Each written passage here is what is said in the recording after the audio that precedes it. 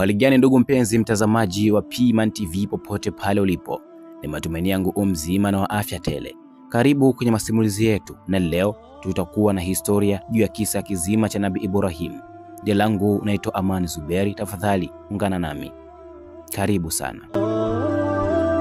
Nabii Ibrahim ni mmoja wa manabii wakubwa wa Mwenyezi Mungu, na jina lake lilikuwa limetajwa mara 69 ndani ya Qur'ani katika sura tofauti tofauti. Pia katika orodha ya manabii waliotajwa ndani ya Qur'ani wale 25, yeye akiwa ni nafasi ya 6 baada ya Nabii Saleh. Nabii Ibrahim anajulikana kama baba wa manabii kwa sababu watoto wake na kizazi chake walikuja kuwa manabii wakubwa, akiwemo Ismaili pamoja na Ishaka. Kisa chake ni cha kipekee kweli kweli, kimejaa mitihani, mafunzo makubwa na mafundisho ya kiimani. Hii ni P-Man TV.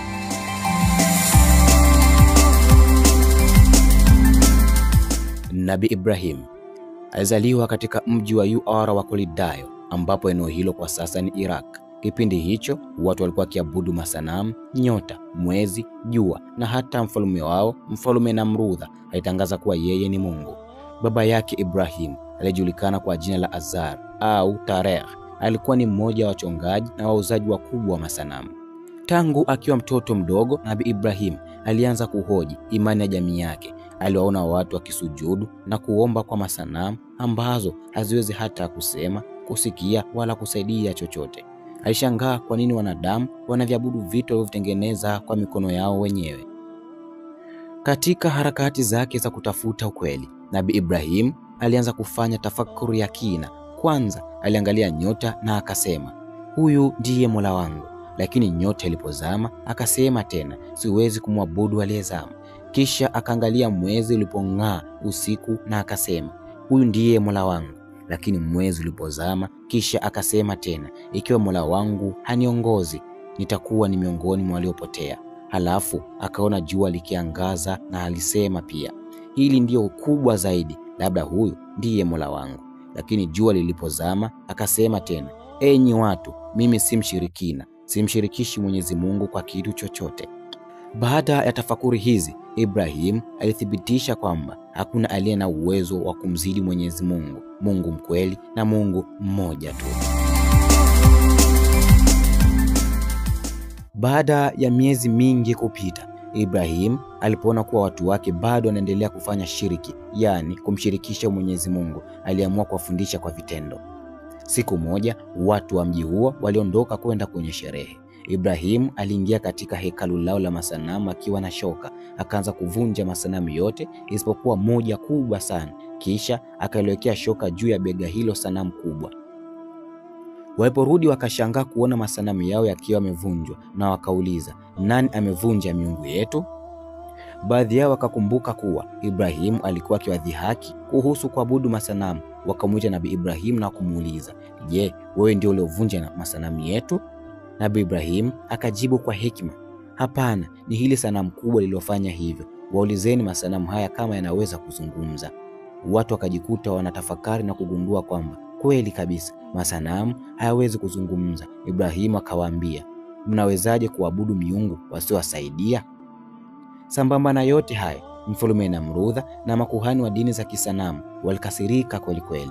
Wakatoa hukumu kwamba Nabii Ibrahim auawe kwa kutupwa kwenye moto mkubwa. Watu wakaanza kukusanya kuni kwa muda mrefu na kuanzisha moto mkubwa sana. Walipomkaribisha Nabii Ibrahim kwenye moto, wakamfunga na kumtupa kwa kutumia kifaa cha kumrusha mbali. Lakini Mwenyezi Mungu alimnusuru Nabii Ibrahim kutokamana na moto huo. Allah aliamuru moto huo kwa idhini kutoka kwake, ewe moto, kuwa baridi na salama kwa Ibrahim. Moto ukawa baridi na hukumdhuru kabisa. Watu walishangaa kuona Nabii Ibrahim anatoka katika moto akiwa salama kabisa. Baada ya kuokolewa kutoka kwenye moto huo, Nabii Ibrahim alihamia Palestina. Huko aliendelea kusambaza dawa pamoja na mke wake, lakini kutokamana na njaa kali ilibidi wahame Misri kwa ajili ya kutafuta chakula. Sara alikuwa ni mwanamke wa kizazi cha wahamiaji kutoka Mesopotamia. Alikuwa mke wa kwanza Nabii Ibrahim, na pia inasemekana alikuwa ni dada yake wa baba mmoja lakini mama tofauti. Katika simulizi nyingine alikuwa ni bidamu yake. Katika safari yao ya kuelekea Misri, Ibrahim alimwambia Sara, wewe ni dada yangu katika imani, kwa sababu hakuna muumini mwingine katika nchi hii isipokuwa mimi na wewe tu. Hii ilitokana na hofu kwamba mfalme wa Misri, yaani Firauni, alikuwa na tabia kuchukua wake wa waumini wengine kwa nguvu. Kwa kumuita dada, alitaka kulinda ndoa yao au kuokoa maisha yao. Wakati Ibrahimu na Sara, yaani mke wake, walipofika Misri, uzuri wa Sara ulijulikana na kumfikia mfalme. Firauni aliamua kumchukua Sara kwa nguvu, lakini kila alipomsogelea, malaika walimpa adhabu kali na kumzuia kumdhuru. Hii ni kwa sababu Sara aliomba ulinzi kutoka kwa Mwenyezi Mungu kutokana na mfalme huyo dhalimu. Hatimaye Firauni alimtambua kuwa Sara alikuwa mke wa mtu na akamrudisha kwa heshima. Alimpa zawadi nyingi zikiwemo mali, watumishi na mmoja wa kijakazi wake aitwaye Hajira. Baada ya kutoka Misri, Nabii Ibrahim na mke wake Sara walirejea katika ardhi yao ya Kanaani, ambapo kwa sasa ni Palestina. Huko ndiko alipojenga makazi yake na kuendeleza maisha yake ya utume. Ibrahim alayhi salam alirejea Kanaani akiwa na Sara na utajiri mwingi aliopata kutoka Misri, ikiwa ni pamoja na mifugo, dhahabu, fedha na watumishi akiwemo Hajira. Alikaa sehemu iliyoitwa Hebron al-Khalil, ambapo aliendeleza kuhubiri tauhidi, yaani imani ya Mungu mmoja.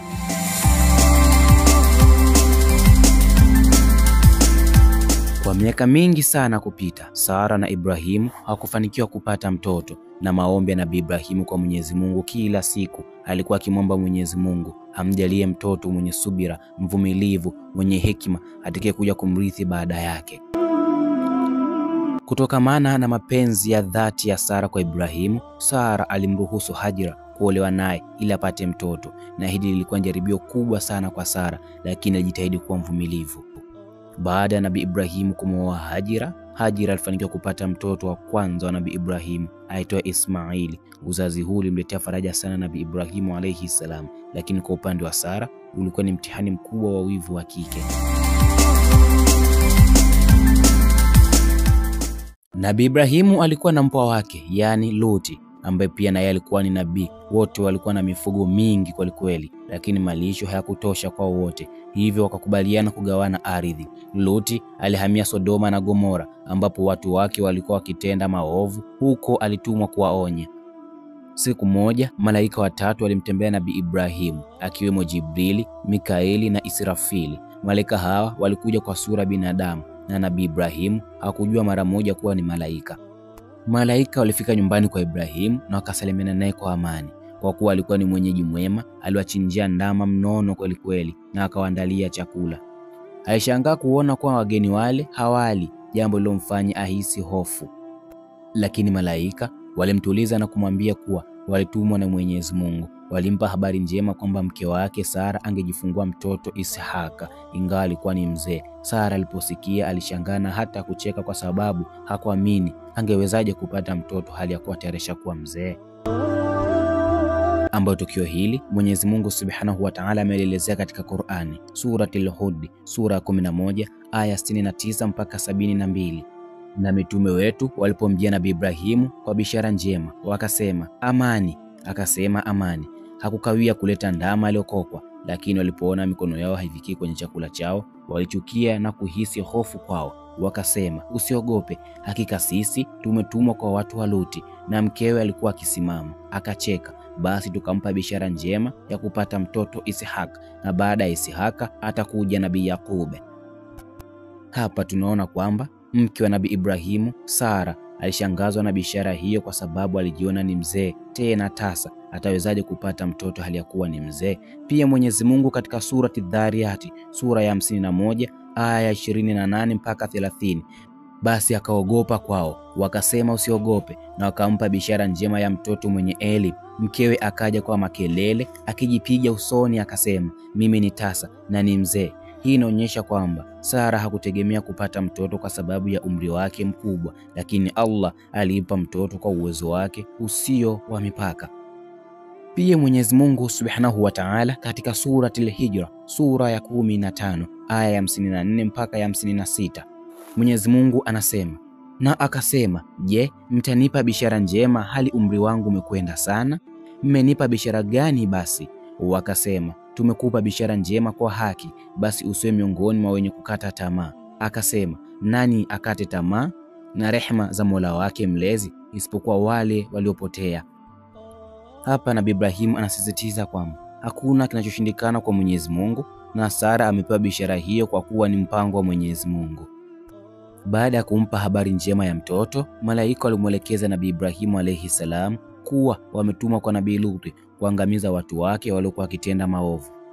Ibrahimu alijaribu kuombea msamaha watu wa Luti, lakini malaika walimwambia kuwa adhabu hiyo tayari imeshamuliwa na isingeweza kubatilishwa. Baada ya kuzunguka kwa Ibrahimu, malaika waliendelea na safari yao ya kwenda kwa Nabii Luti, ambapo waliharibu miji ya Sodoma na Gomora kwa amri ya Mwenyezi Mungu.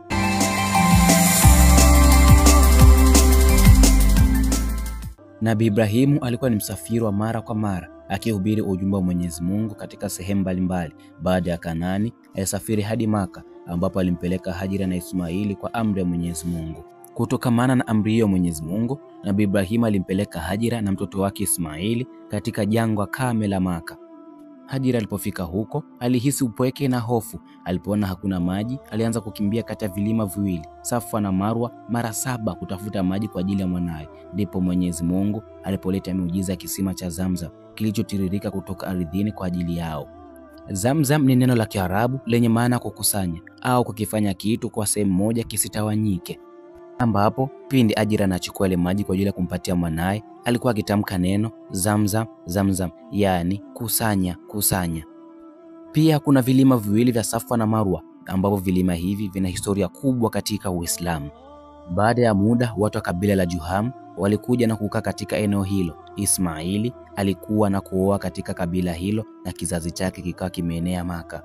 Hajira aliishi Maka kwa muda mrefu kwelikweli, akimlea Ismaili na akafa huko. Kaburi lake linakadiriwa kuwa karibu na Al-Kaaba, ndani ya eneo linaloitwa Hijra Ismail.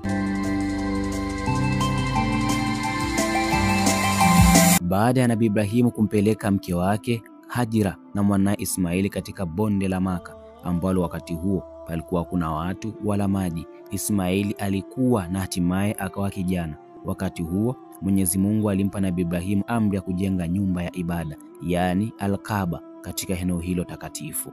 Mwenyezi Mungu alimwamuru Nabii Ibrahimu na mwanae Ismaili kujenga Kaaba kama nyumba ya kwanza ya ibada kwa ajili ya wanadamu. Katika Qur'ani Mwenyezi Mungu anasema, nakumbuka tulipomwelekea Ibrahimu mahali pa nyumba, tukamwambia usishirikishe kitu chochote na Mola wako, na itakase nyumba yangu kwa ajili ya wanaozunguka kwa ibada na wanaosimama, yani kuswali, na wanaorukuu na kusujudu. Suratul Hajj sura 22 aya 26. Nabii Ibrahimu na Ismaili walifanya kazi hiyo kwa bidii, wakijenga Al-Kaaba kwa mawe kutoka milima mbalimbali. Wakati wa ujenzi ulipofika juu, Ismaili alimletea baba yake jiwe la makamu Ibrahimu, ambayo Nabii Ibrahimu alilitumia kusimamia juu yake alipokuwa akiweka mawe sehemu za juu ya Al-Kaaba. Wakati wa ujenzi walikuwa akisema, Mola wetu, kubali kutoka kwetu, hakika wewe ni mwenye kusikia na mwenye kujua. Suratul Bakara sura ya 2 aya 127. Lakini pia inasemekana kwamba jiwe jeusi Al-Hajar Al-Aswad ambao liko kwenye pembe ya Al-Kaaba lilitolewa na malaika Jibril na kupewa Ibrahimu ili aliweke kwenye pembe ya Al-Kaaba. Jiwe hili lilikuwa jeupe mwanzoni, lakini baadaye likawa jeusi kutokana na kuguswa na madhambi ya binadamu. Baada ya Nabii Ibrahimu na mwanae Ismaili kumaliza ujenzi wa kujenga Al-Kaaba, Mwenyezi Mungu alimwagiza Nabii Ibrahimu na kumwambia awaite watu kwa ajili ya hija. Katika Qur'ani Mwenyezi Mungu anasema, natangaza hija kwa watu, watakujia kwa miguu na juu ya kila ngamia aliyechoka, wakija kutoka katika njia ya mbali. Suratul Hajj sura 22 aya 27. Hii ndio sababu ya hija imekuwa ni ibada muhimu kwa Waislamu hadi hivi leo, wakirudia matendo yaliyofanywa na Nabii Ibrahimu na mwanae Ismaili, ikiwa ni pamoja na kufanya tawafu, yani kuzunguka Al-Kaaba, na kukimbia kati ya Safa na Marwa kama alivyojizuia Hajira kutafuta maji kwa ajili ya Ismaili. Waislamu hufanya hivyo kama kuenzi Hajira pamoja na mwanae Ismaili kutokana na mitihani mizito waliokumbana nao au walioipata katika jangwa la Maka.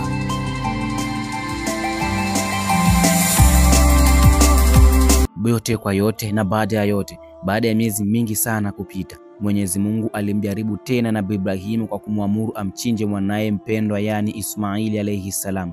Baada ya kuwa na subira kwa muda mrefu bila kupata mtoto, Ibrahimu alibarikiwa na Ismaili katika uzee wake. Kisha alipopevuka na kuwa kijana, Ibrahimu aliona katika ndoto kwamba anamchinja mwanaye, na ndoto za zamani zilikuwa ni wahai, yani ufunuo kutoka kwa Mwenyezi Mungu. Nabii Ibrahimu alayhi salam alimwelezea mwanae Ismaili kuhusu ndoto hiyo, na Ismaili alionyesha unyenyekevu mkubwa kwa Mwenyezi Mungu kwa kukubali kutekelezwa amri hiyo bila kusita. Mwenyezi Mungu katika surati Safati sura 37 aya 102 hadi 107, Mwenyezi Mungu anasema katika Qur'ani, basi ulipofikia umri wa kufanya kazi pamoja naye, alisema, ewe mwanangu, mimi nimeota katika ndoto kwamba nimekuchinja, basi fikiria, unaonaje? Akasema, baba yangu, fanya ulivyoamrishwa, utanikuta insha Allah miongoni mwa wenye kusubiri. Qur'ani 37 aya ya 102. Pia Mwenyezi Mungu anaendelea katika aya ya 103, basi walipojisalimisha na kamlaza mtoto huyo kifudifudi ili amchinje. Pia katika sura hiyo hiyo ya 37 surati Safat aya kuanzia ya 4 mpaka ya 5, Mwenyezi Mungu anaendelea na kusema, na tukamuita, ewe Ibrahimu, umekwisha tekeleza ile ndoto, hakika hivyo hivyo ndivyo tunavyowalipa watenda wema. Na katika aya 106 Mwenyezi Mungu anaendelea na kusema, hakika haya bila ya shaka ilikuwa ni mtihani mkubwa, na tukamkomboa kwa adhabu kubwa. Aya 107.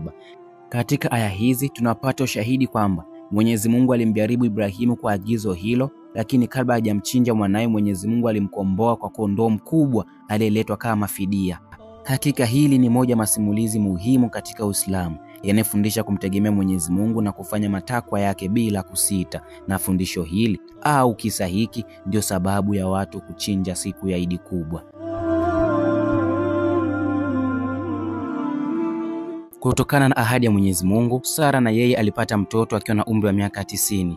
Hatimaye Sara naye alipata mtoto Ishaq, ambaye alikuja kuwa mmoja wa manabii wakubwa wa Mwenyezi Mungu. Ishaq alikuwa katika familia ya kiimani na alirithi ujumbe baba yake Nabii Ibrahim. Alibarikiwa kuwa baba wa Nabii Yakobo, ambaye Yakobo alikuja kuwa baba wa wana wa Israeli. Katika Uislamu, Ishaq anatambulika kama mmoja wa manabii wakubwa waliotumwa kuongoza watu katika njia ya haki. Sara aliishi maisha marefu yenye baraka hadi alipofariki akiwa na umri takriban miaka 127. Sara alizikwa katika pango la Makapela ambao kwa sasa hivi inatambulika kama Hebron ya leo, sehemu ambayo Nabii Ibrahimu naye alizikwa baadaye. Sara alikuwa ni mwanamke mwenye subira na imani kubwa kwa Mwenyezi Mungu. Kupitia yeye, kizazi cha manabii wa Bani Israeli kilianzishwa kupitia mwanae Ishaq, ambaye alipewa neema kubwa kutoka kwa Mwenyezi Mungu.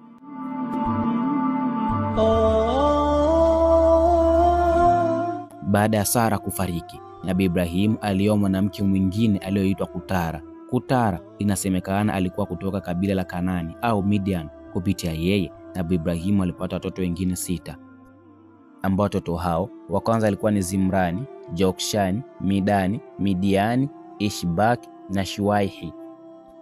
Kizazi cha Midiani ndicho kilichokuja kumtoa Nabii Musa alayhi salam, ambapo siku hiyo Nabii Musa alipoenda Midiani na kukutana na Shuaibu.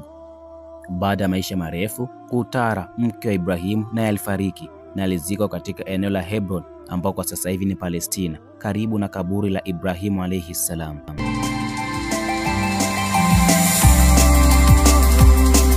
Nabii Ibrahimu alayhi salam aliishi kwa zaidi ya miaka 175. Hatimaye naye alifariki huko Hebron, Palestina. Alizikwa kwenye pango la Makapela pamoja na wake zake.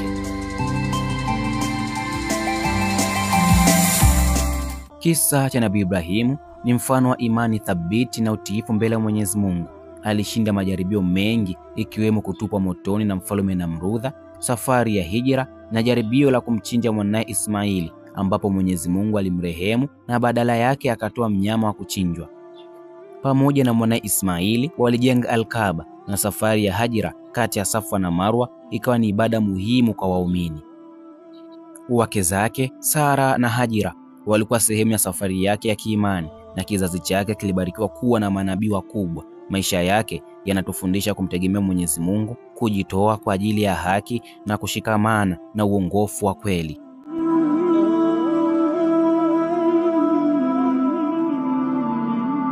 Sasa na imani umeweza kujifunza mambo kadha wa kadha kutokamana na kisa hiki, kwa sababu kisa hiki kimetufunza mambo mengi tusiyoyajua. Kwanza, imetupa mwangaza na kufahamu kuwa chanzo cha kibla au Waislamu kuelekea kibla limetokana na Ibrahimu pamoja na mwanae Ismaili. Lakini pia kisima cha Zamzam, maji yenye baraka, imetokana na chanzo cha Hajira pamoja na mwanae Ismaili katika jangwa la Maka. Sambamba na hayo, tumeweza kufahamu kwa nini Waislamu hufanya ibada ya kuchinja katika Idi kubwa. Yote kwa yote ni kumwenzi Nabii Ibrahimu alayhi salam.